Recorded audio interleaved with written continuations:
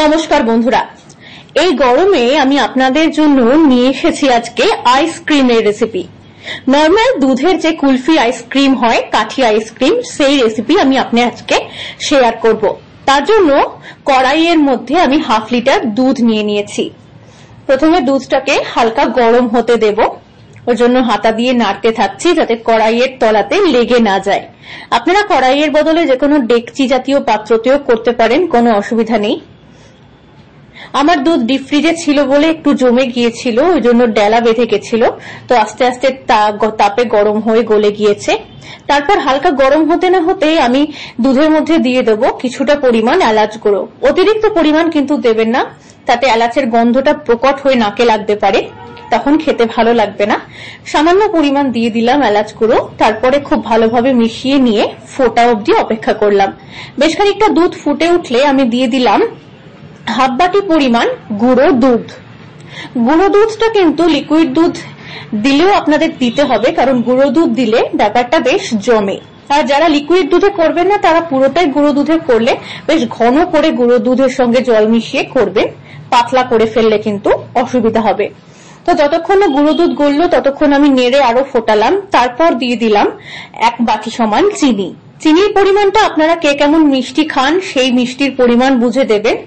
এবার চিনি দিয়ে এবং গুঁড়ো দুধ দেওয়ার পরে খুব ভালো করে আমাকে গলানোর জন্য নেড়ে নেড়ে মেশাতে হচ্ছে।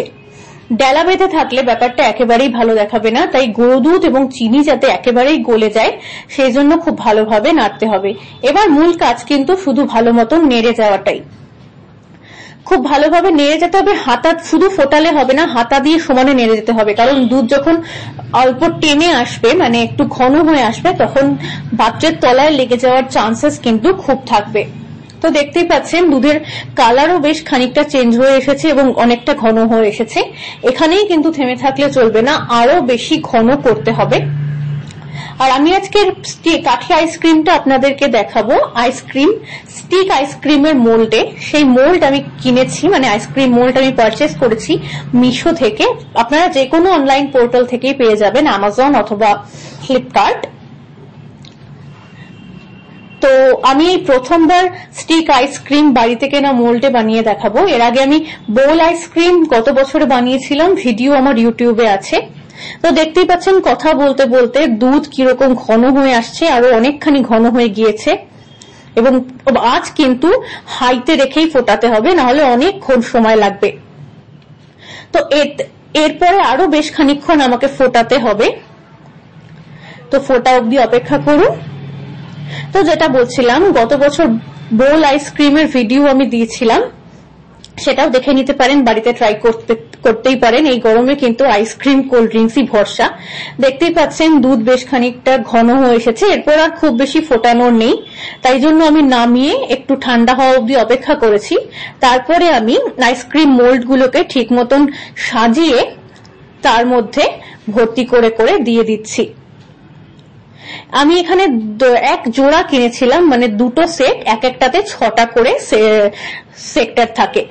তো আমি একটাই নিয়েছিলাম, কারণ আমার আইসক্রিমের যা পরিমাণ তাতে একটা সেটেই হয়ে গিয়েছে, মানে 6টা কিন্তু একদমই ভর্তি হয়ে গেছিল। একেবারেই ভর্তি করে করে দেবেন যাতে আইসক্রিমটা বেশ মাপে বড় হয়, কারণ ঘরোয়া আইসক্রিম কেনই বা কার্পণ্য করে খাবেন। তো দেখতেই পাচ্ছেন 6টা সেক্টর আমি ভর্তি করে দিয়েছি। এবার আমি স্টিক গুলো দিয়ে আস্তে আস্তে ঢেকে দেব।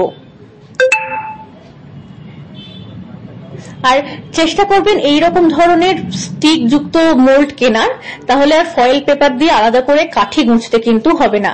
তো দেখতেই পাচ্ছেন আমি 12 ঘন্টা রেখেছিলাম, তারপরে একটা প্লেটে সার্ভ করে নিলাম। কি সুন্দর দেখতে হয়েছে।